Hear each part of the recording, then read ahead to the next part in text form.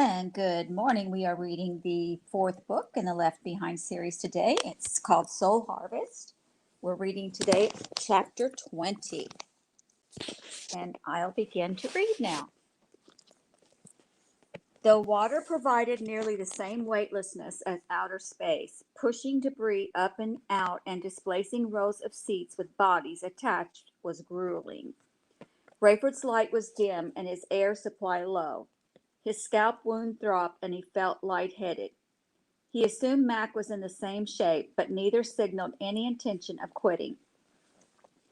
Rayford expected to feel awful searching corpses, but deep foreboding overwhelmed him. What a massacre! Victims were bloated, horribly disfigured, hands and fists, arms floating, their hair waved with the motion of the water. Most eyes and mouths were open, faces black, red, or purple. Rayford felt a sense of urgency. Mac tapped him, pointed to his gauge, and held up 10 fingers. Rayford tried to work faster, but having checked over 60 or 70 bodies, there was no way he could finish without another air tank. He could work only 5 more minutes. Directly below was an intact middle section row.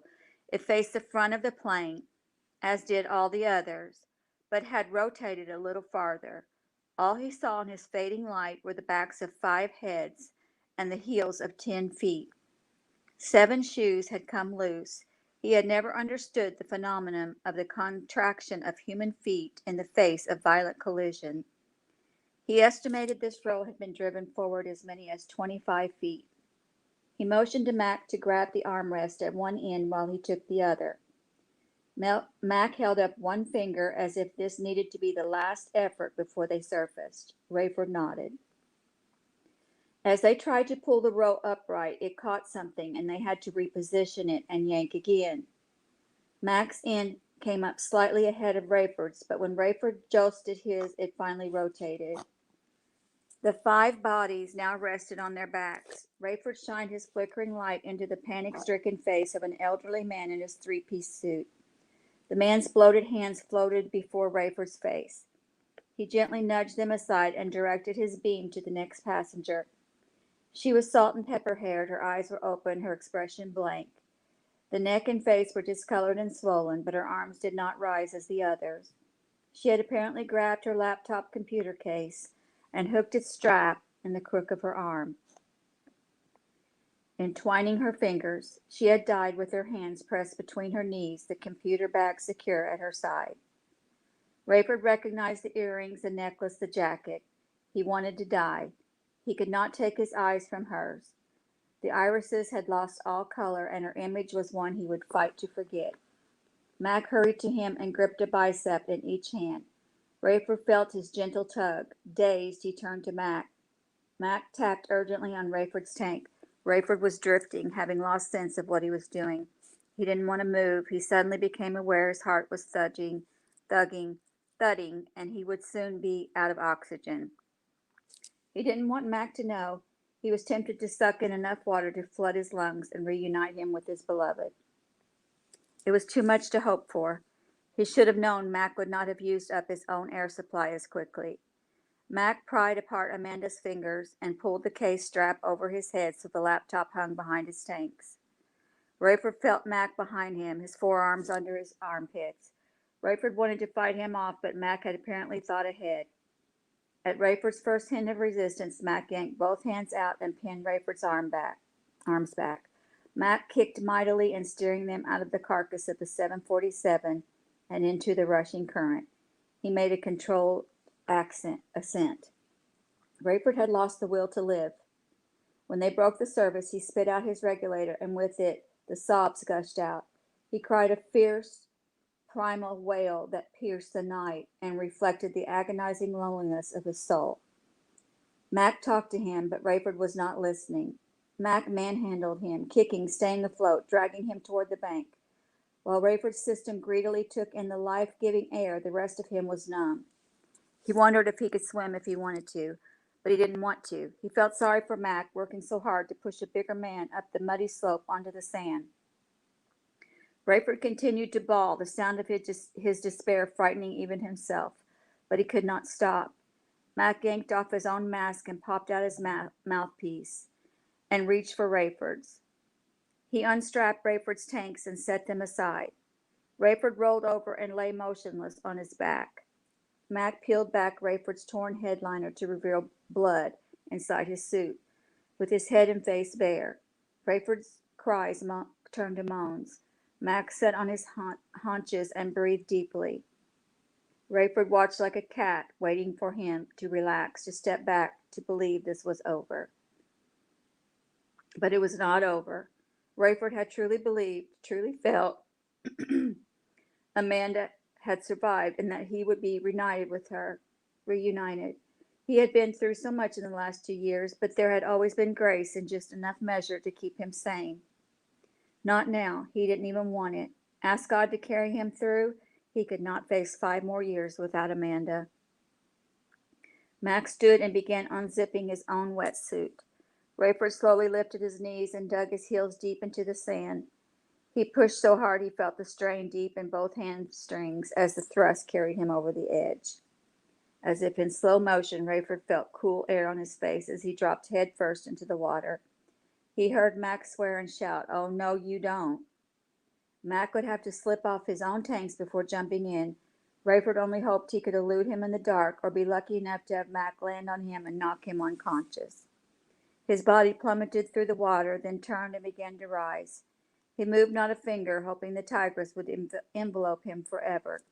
But somehow he could not will himself to gulp in the water that would kill him. He felt the shock and heard Max splash behind him.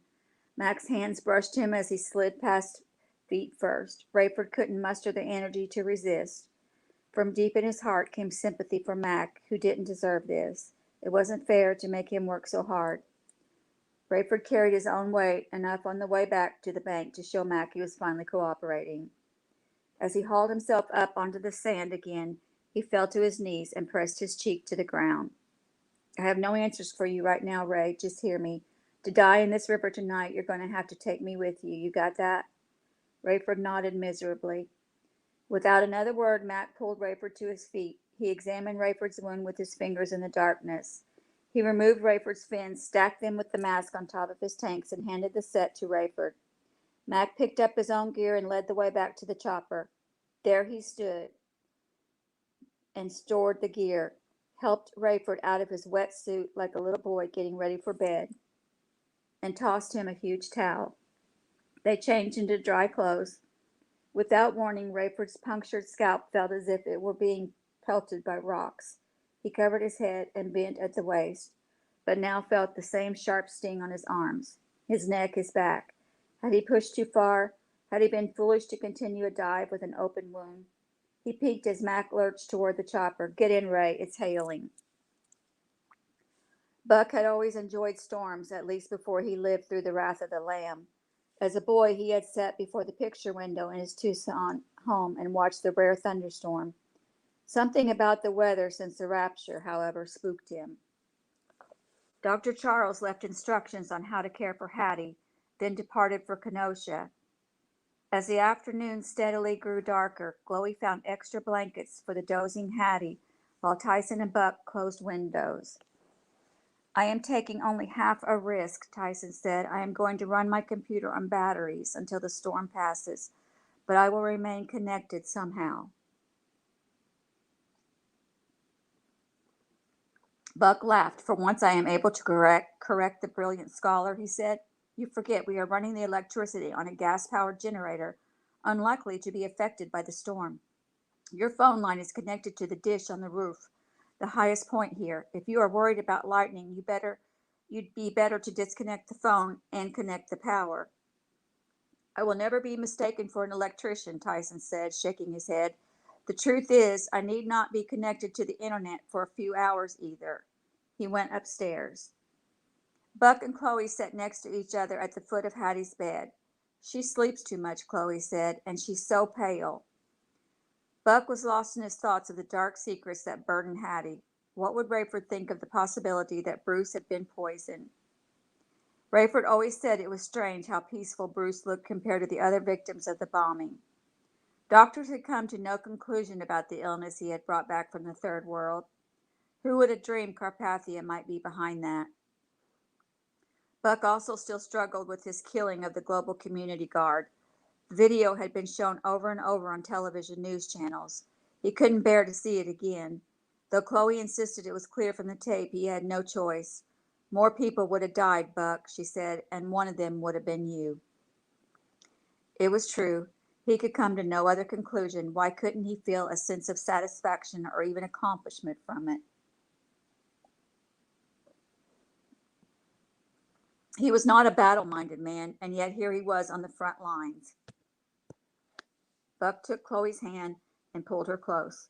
She laid her cheek on his chest, and he brushed the hair from her wounded face. Her eyes, still swollen shut and morbidly discolored, seemed to be improving. He touched her forehead with his lips and whispered, "I love you with my whole heart."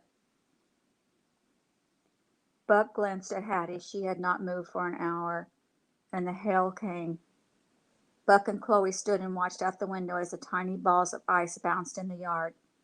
Tyson hurried downstairs. "Oh my, look at this." The sky grew black and the hailstones got bigger, only slightly smaller than golf balls now.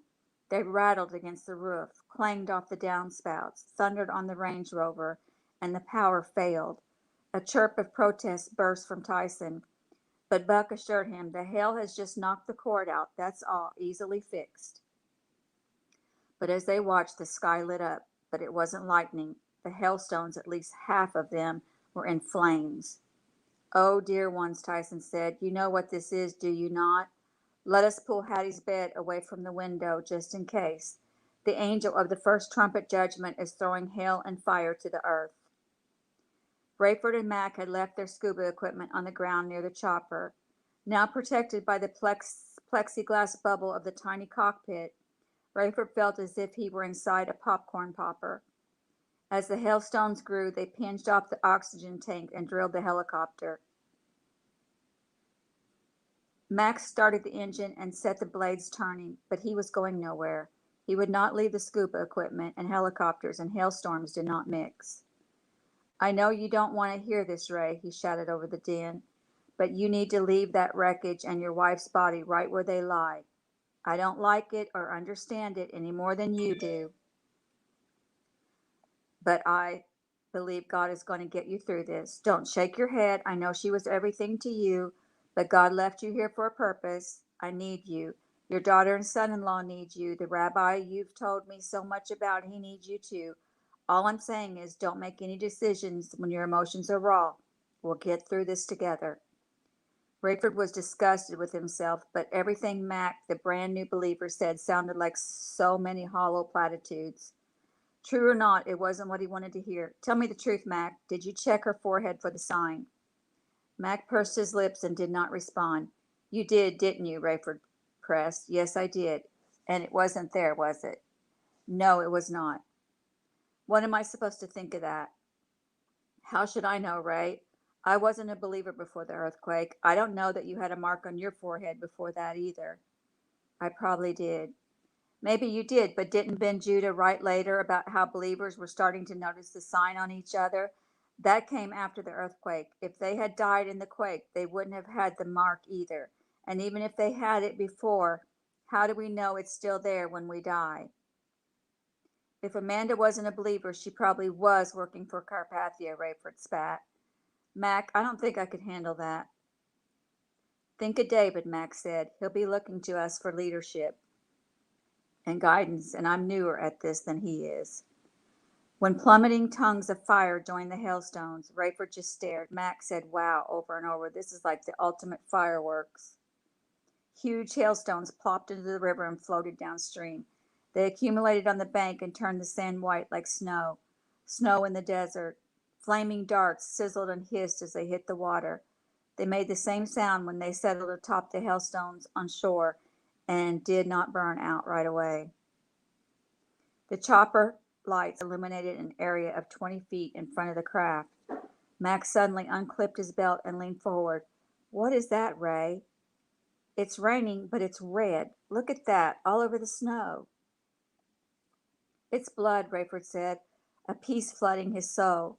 It did not assuage his grief or take away his dread over the truth about Amanda, But this shower of fire and ice and blood, reminded him yet again that God is faithful. He keeps his promises. While our ways are not his ways and we can never understand him this side of heaven, Rayford was assured again that he was on the side of the army that had already won this war. Tyson hurried to the back of the house and watched the flames melting the hail and set the grass afire. It burned a few moments, and then more hail put the fire out. The entire yard was black. Balls of fire dropped into the trees that bordered the black backyard. They burst into flames as one, their branches sending a giant orange mushroom into the air. The trees cooled as quickly as they had ignited. "Here comes the blood," Tyson said, and suddenly Hattie sat straight up. She stared out the window as blood poured from the skies. She struggled to kneel on the bed so she could see farther. The parched yard was wet with melted hail and now red with blood. Lightning cracked and thunder rolled. Softball-sized hailstones drummed the roof, rolling and filling the yard. Tyson shouted, "Praise the Lord God Almighty, maker of heaven and earth. What you see before you is a picture of Isaiah 1:18. Though your sins are like scarlet, they shall be as white as snow. Though they are red like crimson, they shall be as wool." "Did you see it, Hattie?" Chloe asked. Hattie turned and Buck saw her tears. She nodded but looked woozy. Buck helped her lie back down and she was soon asleep. As the clouds faded and the sun returned, the results of the light show became obvious. The bark on the trees had been blackened, the foliage all burned off. As the hail melted and blood seeped into the ground, the charred grass showed through. The scriptures told us that 1/3 of the trees and all of the green grass in the world would be burned. Tyson said, "I cannot wait until we have power so we can see what Carpathia's newsmen make of this." Yet another clear movement of God's hand had moved Buck. He longed for Hattie to stay healthy so she could pursue the truth. Whether Bruce Barnes had been poisoned by Nicolae Carpathia or had lost his life in the first volley of bombs in the World War III made little difference in the larger scheme of things. But if Hattie Durham had information about Amanda that could confirm or deny what Tyson had stumbled onto in Bruce's computer files, Buck wanted to hear it. Mac left the chopper running, but Rayford was cold. With nothing green to scorch in that part of the world, the fire and blood had been overcome by the hail. The result was the chilliest night in the history of the Iraqi desert. "Stay put," Mac said. "I'll get the stuff." Rayford reached for the door handle. "That's all right. I'll do my share." "No, now I mean it. Just let me do this." Rayford wouldn't admit it, but he was grateful. He stayed inside as Mac sloshed in the melting hail. He stored the scuba equipment behind the seats. When he reboarded, he had Amanda's waterlogged laptop computer. "What's the point, Mac? Those things aren't waterproof." "True," Mac said. "Your screen is shot. Your solar panels are ruined. Your keyboard won't function. The motherboard is gone. You name it. That much water had to kill it, except for the hard drive. It is encased and waterproof. Experts can run a diagnostic and copy any files you want."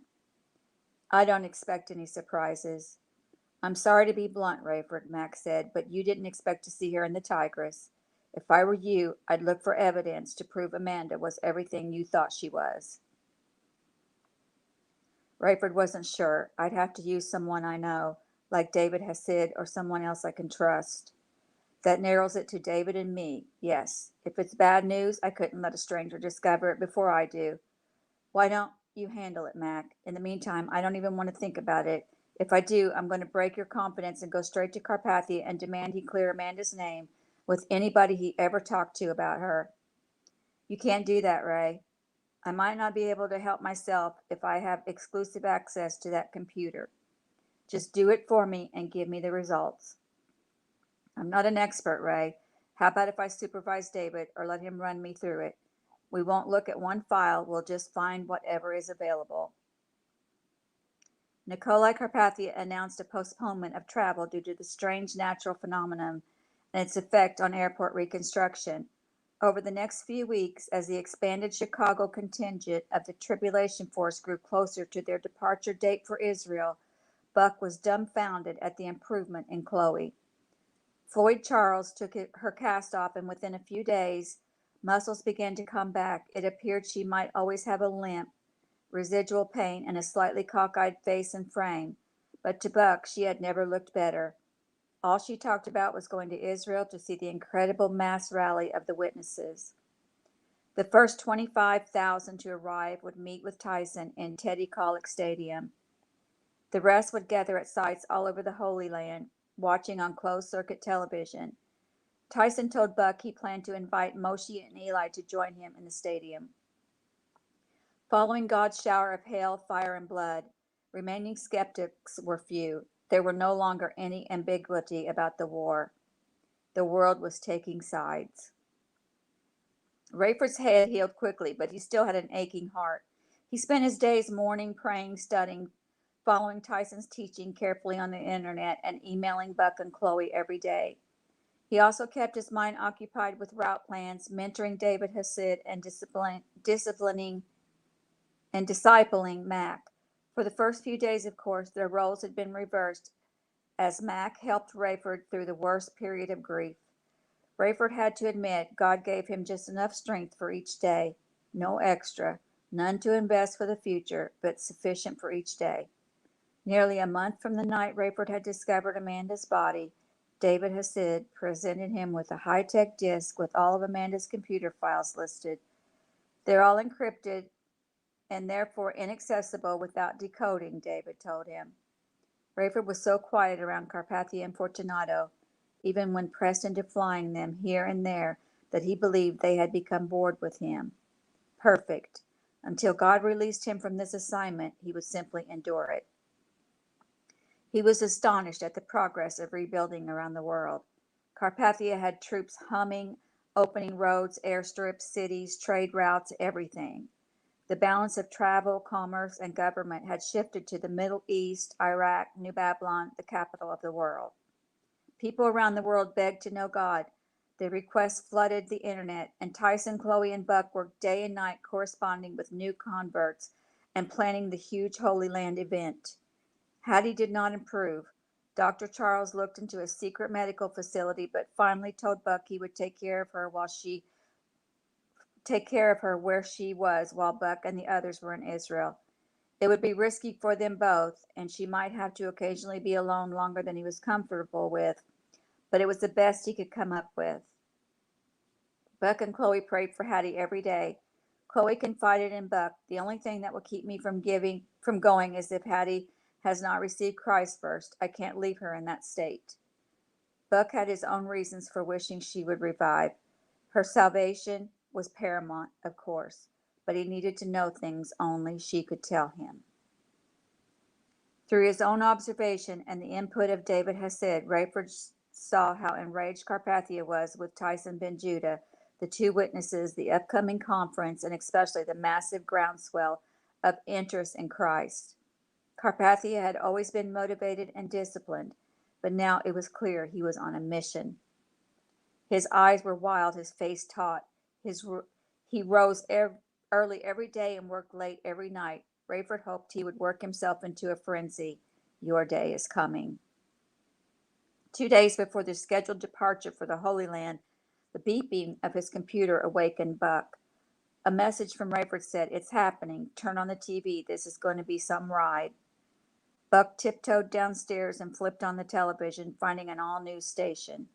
As soon as he saw what was going on, he woke up everyone in the house except Hattie. He told Chloe, Tyson, and Ken, "It's almost noon in New Babylon, and I've just heard from Rayford. Follow me." Newscasters told the story of what astronomers had discovered just 2 hours before, a brand new comet on a collision course with Earth. Global community scientists analyzed data transmitted from hastily launched probes that circled the object. They said meteor was the wrong term for the hurtling rock formation, which was the consistency of chalk or perhaps sandstone. Pictures from the probe showed an irregularly shaped projectile, light and color. The anchorman reported, "Ladies and gentlemen, I urge you to put this into perspective. The object is about to enter Earth's atmosphere. Scientists have not determined its makeup, but if, as it appears, it is less dense than granite, the friction resulting from entry will make it burst into flames. Once subject to Earth's gravitational pull, it will accelerate at 32 feet per second squared. As you can see from these pictures, it is immense, but until you realize its size, you cannot fathom the potential destruction on the way. GC astronomers estimate it at no less than the mass of the entire Appalachian mountain range. It has the potential to split the Earth or to knock it from its orbit. The Global Community Aeronautics and Space Administration projects the collision at approximately 9 a.m. Central Standard Time. They anticipate the best possible scenario that it will take place in the middle of the Atlantic Ocean. Tidal waves are expected to engulf coast on both sides of the Atlantic for up to 50 miles inland. Coastal areas are being evacuated as we speak. Crews for ocean-going vessels are being plucked from their ships by helicopters, though it is unknown how many can be moved to safety in time. Experts agree the impact on marine life will be inestimable. His Excellency Potent Nicolae Carpathia has issued a statement verifying that his personnel could not have known earlier about this phenomenon. While Potent Carpathia says he is confident that he has the firepower to destroy the object, he has been advised that the unpredictability of fragments is too great a risk, especially considering that the falling mountain is on course to land in the ocean. The Tribulation Force went to their computers to spread the word that this was a second trumpet judgment foretold in Revelation 8:8-9. Will we look like expert procrastinators when the results are in? Tyson wrote. Will it shock the powers that be to discover that just as the Bible said, 1/3 of the fish will die and 1/3 of the ships at sea will sink and tidal waves will wreak havoc on the entire world? Or will officials reinterpret that event to make it appear the Bible was wrong? Do not be fooled. Do not delay. Now is the accepted time. Now is the day of salvation. Come to Christ before it is too late. Things will only get worse. We were all left behind the first time. Do not be left wanting when you breathe your last. The global community military positioned camera-toting aircraft strategically to film the most spectacular splash in history. The more than 1,000-mile square mountain, finally determined to consist largely of sulfur, burst into flames upon entry to the atmosphere. It eclipsed the sun, blew clouds out of the path, and created hurricane-force winds between itself and the surface of the sea. For the last hour it dropped from heavens. When it finally resounded on the surface of the deep, waterspouts and typhoons miles ahead were displaced, rocketing from the ocean and downing several of the GC planes. Those able to film the result produced such incredible images that they would air around the clock on TV for weeks. Damage inland was so extensive that nearly all modes of travel were interrupted. The Israel rally of the Jewish witnesses was postponed 10 weeks. The 2 witnesses at the Wailing Wall went on the offensive, threatening to continue the Holy Land drought they had maintained since the day of the signing of the covenant between the Antichrist and Israel. They promised rivers of blood in retaliation of any threat to God's sealed evangelists. Then, in a comical display of power, they called upon God to let it rain only on the Temple Mount for 7 minutes. From a cloudless sky came a warm downpour that turned the dust to mud and brought Israelis running from their homes. They lifted hands and faces and stuck out their tongues. They laughed and sang and danced over what this miracle would mean to their crops. But 7 minutes later it stopped and evaporated, and the mud turned to dust and blew away.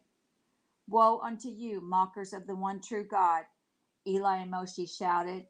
Until the due time, when God allows us to be felt and later return us to his side, you shall have no power over us or over those gods has called to proclaim his name throughout the earth. Rayford had at first been warmed by the commiseration of Chloe and Buck and Tyson in his grief over Amanda, but as he extolled her virtues and emailed memories, their responses were tepid. Was it possible they had been exposed to Carpathia's innuendos. Surely they knew and loved Amanda enough to believe she was innocent. The day finally came when Rayford received from Buck a long tentative message. It concluded, "Our patient has rallied enough to be able to share troubling secrets of the past that have kept such patient from taking a vital step with the Creator. This information is most alarming and revealing. Only face to face can we discuss it, and so we urge you to coordinate a personnel meeting as soon as feasible." Rayford felt as low as he had in ages. What could that message mean other than Hattie had shed light on the charges from Amanda? Unless Hattie could prove those charges bogus, Rayford was in no hurry to meet face to face. Just days before the rescheduled departure of the Tribulation Force for Israel, the GCASA again detected a threat in the heavens. This object was similar in size to the previous burning mountain, but had the consistency of rotting wood. Carpathia, eager to turn the attention from Christ and Tyson Ben Judah to himself again, pledged to blast it from the skies. With great fanfare, the press showed the launch of a colossal ground-to-air nuclear missile designed to vaporize the new threat. As the whole world watched, the flaming meteor the Bible called wormwood split itself into millions of pieces before the missile arrived. The residue wafted down for hours and landed in 1/3 of the fountains, springs, and rivers of the earth, turning the water a bitter poison. Thousands would die from drinking it.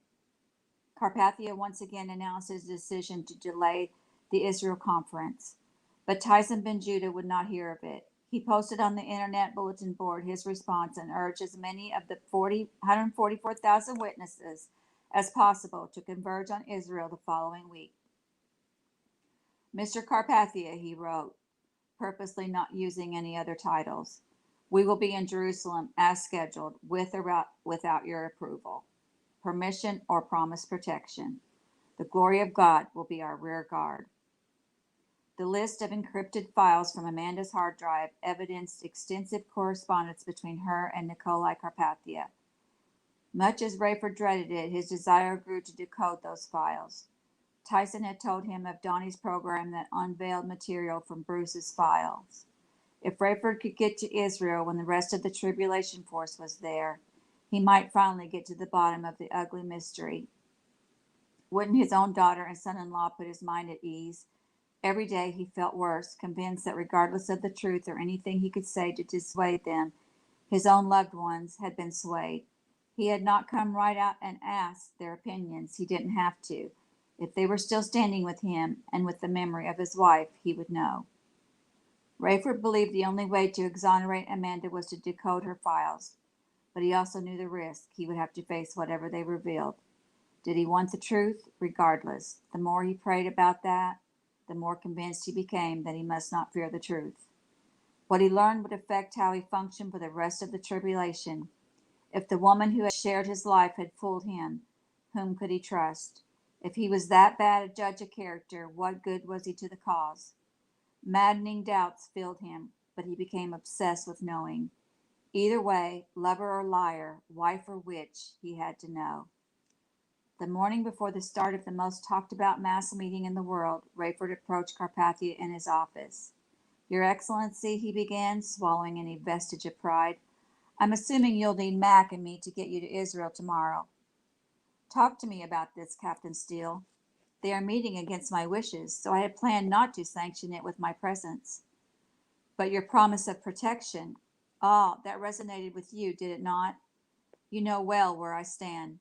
And you also know that I tell you where to fly, not vice versa.